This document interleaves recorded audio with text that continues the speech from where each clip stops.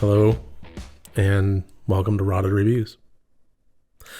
It has been a hot minute since I've done an Amityville video, and I decided why don't just go ahead and do a double feature. There has been a back catalog built up. The last Amityville video that I really tackled in any meaningful way was the absolutely iconic 2022 entry of Amityville Gas Chamber, which for my money was just one of the best Amityville films since 2016, and the glut of them has started flooding the whole network. Speaking of which, if you want to buy the DVD of it, go ahead and check it out, rottedreviews.com. Anywho, so I recently, in an effort to kind of catch up on things, October is now done. Time to play a little bit of cleanup, a little bit of catch up, and tackle some Amityville videos that I have been neglecting. And I fully admit I've been neglecting them. I really don't care a whole lot. I've actually been getting some comments asking me, it's like, are you dropping the Amityville thing? Are you not doing these anymore?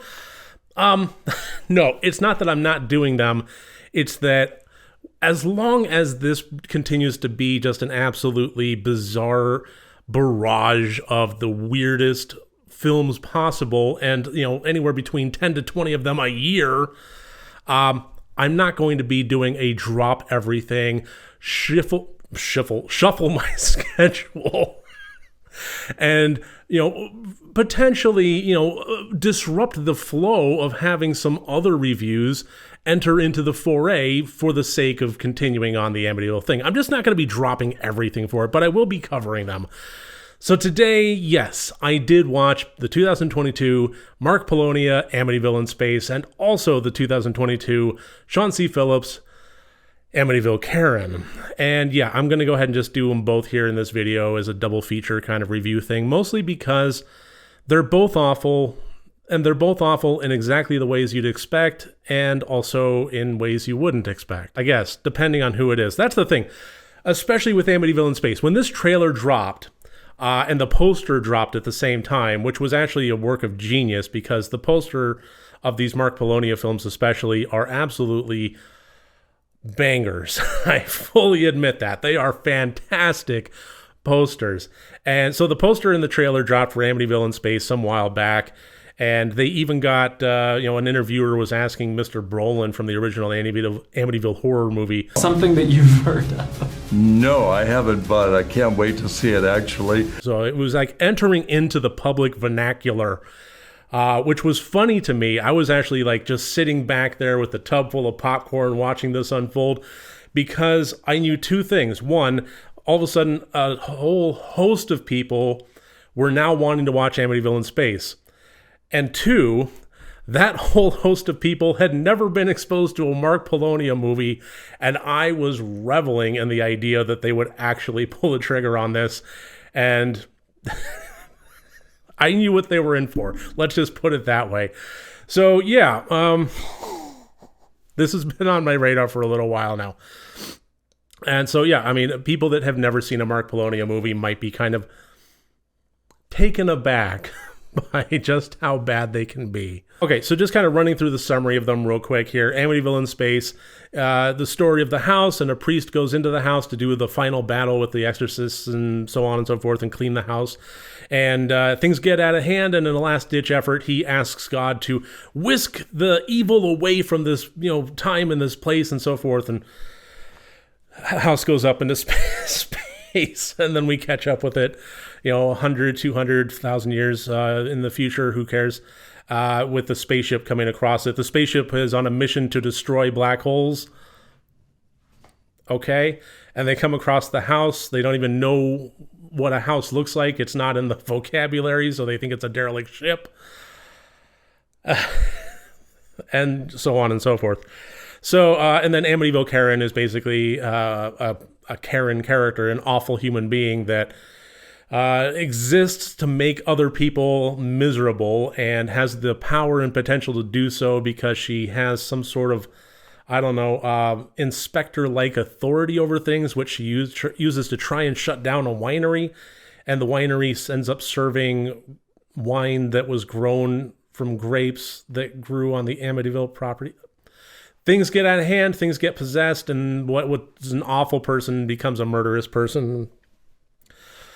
Yeah, so that's the rough plot point outline. Like I said, these movies are awful in a lot of the ways you'd expect. They're low budget, they're hammy, and beyond that, they're just not done very well at all. We've had instances in the horror community, in the cinematic community, and so forth, of films that do a whole lot with very little. The movie 𝗘𝗾𝗂𝗶𝗽𝗺𝗀, which I actually just covered in October, is a great example of that, done on an absolute shoestring budget, yet still tackling high-level concepts in ways that are fully engaging from start to finish. I love 𝗘𝗾𝗂𝗶𝗽𝗺𝗀. It was such a fantastic movie. So the idea of taking high-level concepts with a low budget and still churning out quality films, it's possible. I've seen it done. Amityville in space ain't it. Neither is Amityville Karen. A lot of people might be wondering, is this a movie that's so bad that it's good? And for Amityville in space, I will say tentatively, maybe. Amityville Karen, no, absolutely not. But Amityville in space benefits from the idea of it actually being set in space hundreds of years in the future. And the absolute awfulness of it is charming in its own way for the first 15, 20 minutes of it or so. With these astronauts beaming onto the derelict ship and then laughing at the LCD screen that's sitting there in the TV. Oh my God, look at this ancient monitor. Ha ha ha ha ha. And then they go back on their spaceship where they have IMAX and CRT monitors. It's just a little bit too obvious, a little bit too painful, a little bit too, just tacky stuck up against the walls and pretending to be a spaceship, which is kind of endearing in all honesty. Like, there is a charm to it. There is a so bad that it's good quality to it. Like, it actually would be fun to sit down with a group of friends and just make fun of the first half of the movie with its mistakes and flubs and anachronisms and so forth. There's something there. I will say that. There's something there. But I'll also say that it doesn't really keep up the momentum. At the very least, it kind of just keeps it even keel, but that's not good enough. For it to be a movie that's so bad that it's good all the way through, I think you have to kind of continually ramp things up. You have to go beyond the initial concept, because at some point it just feels stalled out and it gets really boring really fast. And that's what happened with Amityville in Space. Yes, it was silly. It was charming. It was so bad that it was good. And then it just kept the same momentum going, and it proved to be boring in the end. It's like a lot of people's complaint with a lot of Saturday Night Live jokes is, yeah, good concept, and then they stretch it out for 5, 6, 7 minutes, way longer than it should have been, and it just winds up just running out the clock. And that's what happened with this Mark Polonia feature. Probably one of the more fun Amityville movies I've seen, especially coming from him. Definitely not the worst. And for silly schlock value, I would say that Yeah, it's worth watching. I paid $4.99 for the rental on this one, and I made the mistake of watching it alone. I don't think that that's the way to do it. But again, you get a group of friends, you're going to have a good time, most likely, especially if there's some chemical influence involved. Amityville Karen, on the other hand, not quite so much. Oh no, I myself. Can you put it under your pillow, please? You always get me so excited. I got this IBS. Oh, I made brown. This is a movie that never really delivered on any level of a concept that was remotely interesting, fun, even in how bad it could be. It never got to the point of so bad that it's good. I mean, it's essentially just relying on awful characters and poorly written, poorly acted, poorly delivered, poorly shot, poor sound design, poor everything.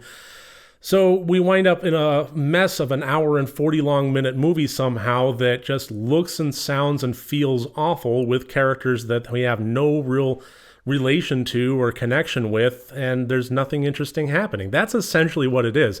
This is a movie that never, ever got beyond its concept, not even for the first 5 minutes of the film. It was a poster, it was a concept, and it was a failure as an actual feature. Taking the absurdity off the table, fine. It's an Amityville Karen movie. I get it. But, at the core of that, there is some level of it that is supposed to be a movie about a Karen in the more common vocabulary of society right now. And I just think that it failed on that level, that core concept level. Because I don't know about you, but when I think of a Karen in terms of the public outrage videos and the stuff that goes viral about, so on and so forth, it's not about terrible people necessarily. Like, this character wakes up and she has a to-do list of absolute malevolent that she's trying to go through, prank call a neighbor for absolutely no reason, and call her up and say that her husband's cheating on her with her. I'm the mistress, and so it makes no sense. The thing that I really identify as far as what would make a Karen in terms of what we have seen in society in these viral videos is a sense of entitlement and a sense of self-victimization. Those are the two main qualities that, yes, when combined together, wind up making an awful person. But it's not somebody that just wakes up and tries to stir shit up purposefully for the sake of being an awful person. It's just simply somebody that wakes up and feels entitled to these things, feels entitled to that special treatment, and then acts like the victim when they don't get it, which turns into an absolute outrage blow-up situation that goes viral when somebody on the outlier manages to film it on their phone. And then just having a foundation that was as rickety as that, and then trying to build on top of it with these weird antics of this rock band that was playing at a winery despite no music actually playing. 2 days a week. Come on down and see all of this. Oh, listen. It's not what you said last night, baby. It was just awful on top of awful on top of awful. And unlike Amityville in Space, I do think that Amityville Karen is not worth the rental. Not even with a group of friends, not even on a so bad it's good level, not even on a chemical alteration level.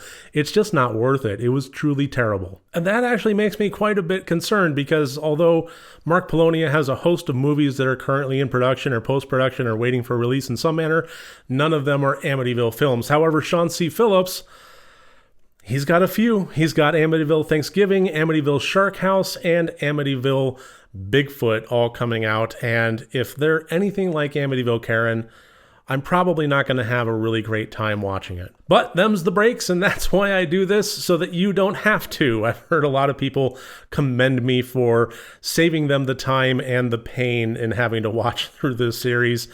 Happy to do a public service. Happy being a fairly loose term. But you're welcome. Anyway, I think that should about wrap this up. I think I'm going to be done with this for right now. Until the next Amityville video. And yeah, we'll just see how it goes from there. I will keep an open mind. I will hope for the best. And I will continually get kicked in the nuts.